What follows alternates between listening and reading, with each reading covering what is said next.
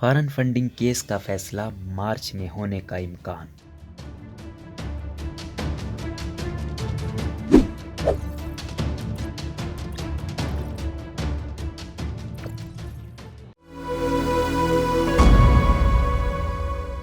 یکم مارچ سے election commission of Pakistan میں تحریک انصاف کے فارن فنڈنگ کیس کی باقاعدہ سماعت شروع ہونے کے بعد کیس کا فیصلہ جلد آنے کا امکان ظاہر کیا جا رہا ہے، جس کے ملکی سیاست پر دور رس اثرات مرتب ہو سکتے ہیں، کیونکہ سکروٹنی کمیٹی پٹیشنر اکبر ایس بابر کی عائد کردہ غیر قانونی فنڈنگ کے الزامات کی پہلے ہی تصدیق کر چکی ہے۔ اسٹیٹ بینک آف پاکستان کی جانب سے فراہم کردہ ریکارڈ سے یہ بھی ثابت ہو چکا ہے کہ تحریک انصاف نے اپنے بینک اکاؤنٹ چھپائے اور پارٹی چیئرمین عمران خان برسا برس اپنے دستخط سے غلط معلومات پر مبنی اکاؤنٹ سٹیٹمنٹس جمع کرواتے رہے، جس کی بنیاد پر وہ نااہل بھی قرار دیے جا سکتے ہیں۔ الیکشن کمیشن کی سکروٹنی کمیٹی کی رپورٹ کے مطابق مالی سال 2008 سے 2012 تک چیئرمین عمران خان نے اپنے دستخط سے ہر سال صرف 2 اکاؤنٹس کو ظاہر کیا، جبکہ سال 2013 میں ای سی پی کے سامنے پی ٹی آئی کے 4 بینک اکاؤنٹس کا انکشاف ہوا۔ اس کے علاوہ اسٹیٹ بینک آف پاکستان کے فراہم کردہ ریکارڈ سے پتہ چلتا ہے کہ پی ٹی آئی چیئرمین نے سال 2008 میں 5، سال 2009 میں 7، سال 2010 میں 13، سال 2011 میں 14 اور سال 2012 اور 13 میں 14 بینک اکاؤنٹس چھپائے تھے۔ اس کے علاوہ P T I foreign funding case میں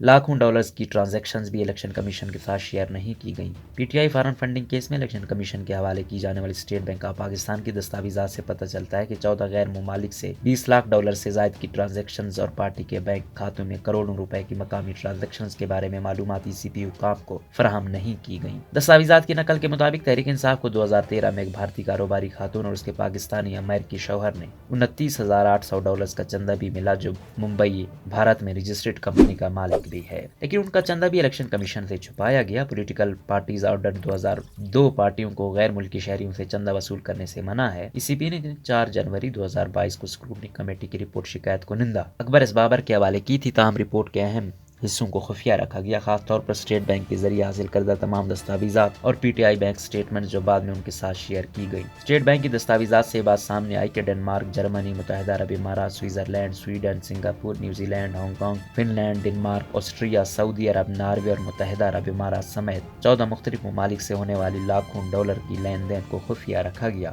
اس کے علاوہ کروڑوں روپے کی لوکل ٹرانزیکشنز کی معلومات بھی ای سی پی حکام کو فراہم نہیں کی گئی۔ اس کے علاوہ پاکستان اور بیرون ملک موجود درجنوں بینک اکاؤنٹس کو چھپایا گیا، جس کے ثبوت اب سامنے آ چکے ہیں۔ مالی سال 2008 سے 2012 تک P T I chairman Imran Khan کے دستخطوں کے تحت پارٹی نے ہر سال صرف 2 اکاؤنٹس کو ظاہر کیا، جبکہ سال 2013 کے لیے ای سی پی کے سامنے پی ٹی آئی کے 4 بینک اکاؤنٹس کا انکشاف ہوا۔ الیکشن کمیشن اور سکروٹنی کمیٹی کے بار بار کے اقدامات کے باوجود پی ٹی آئی کے تمام بین الاقوامی بینک اکاؤنٹس کی معلومات فراہم نہیں کی گئی، جن میں 6 بین الاقوامی اکاؤنٹ شامل ہیں، جن کی نشاندہی اکبر ایس بابر نے کی اور جنہیں پارٹی کی جانب سے تسلیم بھی کیا گیا۔ دستاویزات میں مزید بتایا گیا کہ پی ٹی آئی کی فراہم کردہ بینک اکاؤنٹس کی تفصیل کے علاوہ کے ایس بی بینک کا ایک اکاؤنٹ اور دیگر کئی اکاؤنٹس کو بھی خفیہ رکھا گیا تھا۔ نہ تو پی ٹی آئی نے خفیہ رکھے گئے بینک اکاؤنٹس کی سٹیٹمنٹس جمع کروائیں اور نہ ہی اسکروٹنی کمیٹی نے انہیں شکایت کنندہ اکبر ایس بابر کے ساتھ شیئر کیا۔ یاد رہے کہ خفیہ رکھے گئے پی ٹی آئی کے S B bank limited Gulberg branch Lahore کی بینک اکاؤنٹ میں 598 ملین روپے کی رقم منتقل کی گئی۔ سکروٹنی کمیٹی نے 2018 کے اپنے حکم نامے میں پی ٹی آئی کو ہدایت کی تھی کہ وہ اپنے اکاؤنٹس کے تمام bank statements disaster fund, parties fund وغیرہ سے متعلق جمع کرائے، لیکن ان اکاؤنٹس کے بارے میں معلومات ابھی تک شیئر نہیں کی گئی۔ اسٹیٹ بینک آف پاکستان کے ذریعے طلب کیے گئے اکاؤنٹ سے ان نامعلوم بینک اکاؤنٹس میں بھاری رقوم منتقل کی گئی۔